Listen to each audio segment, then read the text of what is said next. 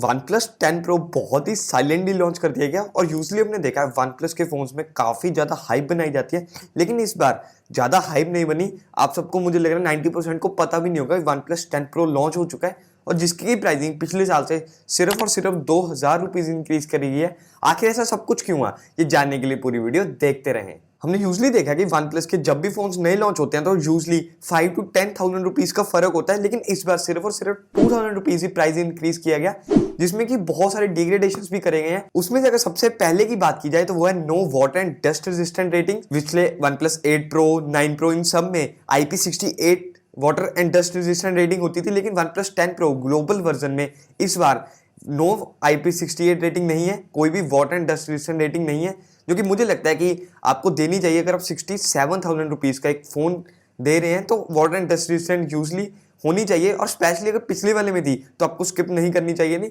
तो यह है डिग्रेडेशन जिस हिसाब से ये कॉस्ट कटिंग कर रहे हैं जिन चीज़ों से। इसके अलावा गोरिल्ला ग्लास विक्टर्स की प्रोटेक्शन है फ्रंट पे और गोरिल्ला ग्लास 5 की प्रोटेक्शन है बैक पे।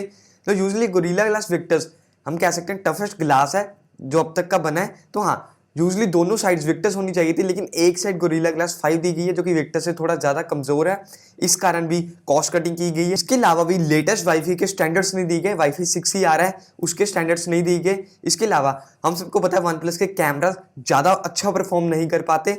वहीं अगर इनके कॉम्पिटिटर से कंपेयर किया जाए, आईफोन 13 हो गया, सिमिलर प्राइस रेंज में सैमसंग S22 सीरीज होगी, वीवो X70 हो गया, इस सबसे कैमरास भी ज़्यादा अपग्रेड या ज़्यादा बेहतर नहीं किए गए। और हाँ, अल्ट्रा वाइड कैमरा जो पिछली बार था उससे भी डाउनग्रेड किया गया है अल्ट्रा वाइड का सेंसर। और यही सब पॉइंट्स हैं कि आपको सिर्फ और सिर्फ 2000 रुपीज़ ही इंक्रीज देखने को मिला है इस बार OnePlus 10 Pro के प्राइस में। OnePlus को बहुत ही अच्छी तरह से पता था कि इस बार अगर इन्होंने प्राइसेस ज़्यादा बढ़ाए, जैसे पिछली बार OnePlus 9 सीरीज इतनी ज़्यादा वैल्यूएबल नहीं गई, अगर सेम प्राइस पॉइंट पे सेम वैल्यू ये प्रोवाइड करते हैं तो ये OnePlus 10 सीरीज भी नहीं चल पाएगी। इस कारण इन्होंने बहुत ही ध्यान से कॉस्ट कटिंग की है। जो मैंने आपको पॉइंट्स बताए इस सब में कॉस्ट कटिंग करके ही आपको सिमिलर सी प्राइस सेगमेंट में OnePlus 10 Pro देने की कोशिश की है। और एक और पॉइंट है कि OnePlus ने जब से कलर OS के साथ मर्ज हुआ है, इतनी ज्यादा अपडेट्स के प्रोमिसेस भी नहीं करे जा रहे। तो यही सब पॉइंट्स थे कि OnePlus ने OnePlus 10 Pro के प्राइस सिर्फ 2000 रुपीज से ही इंक्रीज करे हैं। अगर हम OnePlus 10 Pro के डिजाइन की बात करें तो बहुत ही ज्यादा सब्जेक्टिव है,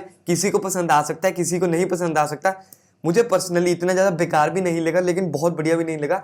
आपका क्या कहना है नीचे कमेंट्स में जरूर बताइएगा। तो अगर हम प्रोस की बात करें जिस कारण OnePlus जाना जाता है, आखिर उन्होंने क्या वैल्यू प्रोवाइड की है। सबसे पहले तो स्नैपड्रैगन 8 Gen 1 टॉप प्रोसेसर दिया है आपको OnePlus 10 Pro में। इसके अलावा 5000 mAh की बड़ी बैटरी 80 वॉट के वायर्ड चार्जर के साथ, 50 वॉट के वायरलेस चार्जर के साथ और वर्स वायरलेस चार्जिंग तक है इसमें। इसके अलावा Oxygen OS 12 based on Android 12 out of the box आ रहा है और इतने ज़्यादा डिग्रेडेशंस नहीं देखे जा रहे जैसे इन्होंने कहा था। भी जो कॉम्बिनेशन वाला OS है उसमें ज़्यादा डिग्रेडेशन आएंगे, आपको ब्लोटवेयर अभी भी नहीं मिलते। क्लीन एंड स्टेबल एक्सपीरियंस अभी भी आपको Oxygen OS 12 देगा। इसके अलावा LTPO 2.0 डिस्प्ले 1 Hz से 120 Hz रिफ्रेश रेट में साथ अपने आप ऑटोमेटिकली स्विच करने वाली एक एमोलेड डिस्प्ले है, जो कि बहुत ही बढ़िया बात है। ये सब प्रोस थे जिसके लिए OnePlus जाना जाता है। अगर हम कंक्लूजन की बात करें, सबसे पहले तो वीडियो पसंद आई चैनल को सब्सक्राइब जरूर कर देना और ऐसी टेक अपडेट्स के लिए आप मेरा इंस्टाग्राम पेज @datechpedia भी फॉलो कर सकते हैं। मैं यहाँ बहुत ही रेगुलरली आपको अपडेट करता रहता हूँ, रील्स बना के और पोस्ट के थ्रू और स्टोरीज के थ्रू भी। मुझे लगता है पर्सनली OnePlus ने काफी अच्छी जॉब की है, जिस हिसाब से मैंने आपको बहुत सारी वीडियोस में बताया अपनी कि चिप शॉर्टेज है, इस कारण OnePlus ने OnePlus 10 Pro ही निकाला है। देखिए इस बार OnePlus 10 सीरीज में अभी तक OnePlus 10 Pro ही आया, OnePlus 10 नहीं आया। यही कारण है कि थोड़े कंट्रोल प्राइसेस को कर पा रहे हैं, क्योंकि अगर OnePlus 10 भी साथ में आता तो इनको ज़्यादा चिप्स लेनी पड़ती, चिप्स की वैसी शॉर्टेज है तो प्राइसेस और बढ़ जाते चिप्स के। तो हाँ, इन्होंने ये वाला पॉइंट ज़्यादा बढ़िया रखा है, OnePlus 10 ना निकाल कर सारा फोकस OnePlus 10 Pro पे ही करा है। चाहे थोड़े डिग्रेडेशन है पर आपको प्राइस 67,000 में 8 Gen 1 के साथ अगर बाकी चीजें के साथ ओवरऑल कॉम्बिनेशन देखा जाए तो इतना भी बेकार नहीं है। एट लास्ट आपको कहना चाहूंगा कि काइंड ऑफ जस्टिफाइबल है अगर आप OnePlus 10 Pro लेने जा रहे हैं। ओवरऑल अगर प्रोज एंड कॉन्स देखा जाए तो हाँ, जस्टिफाई इसको कर सकता है, लेकिन पर्सनली मैं आपको अगर रेकमेंड करूंगा कि अगर आप इतने ज्यादा पैसे खर्च रहे हैं तो हम सैमसंग या एप्पल वाले फोन की तरफ ही जाएं, क्योंकि ज्यादा बढ़िया एक्सपीरियंस हमें सैमसंग की सीरीज में मिलेगा। आप सबको पता है सैमसंग में गोरिल्ला ग्लास है, IP68 रेटिंग है, बढ़िया सॉफ्टवेयर एक्सपीरियंस आपको सैमसंग में ही मिलेगा।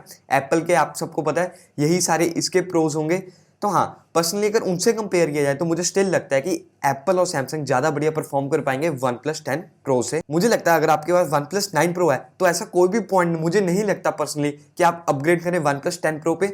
और हाँ, वन प्लस 10 प्रो के जो कॉस्ट कॉम्प्रोमाइज करे गए हैं, जो कॉस्ट कटिंग की गई है, ये सिर्फ और सिर्फ इसलिए करी है क्योंकि इस वक्त बहुत ज्यादा हाई कॉम्पिटिशन है।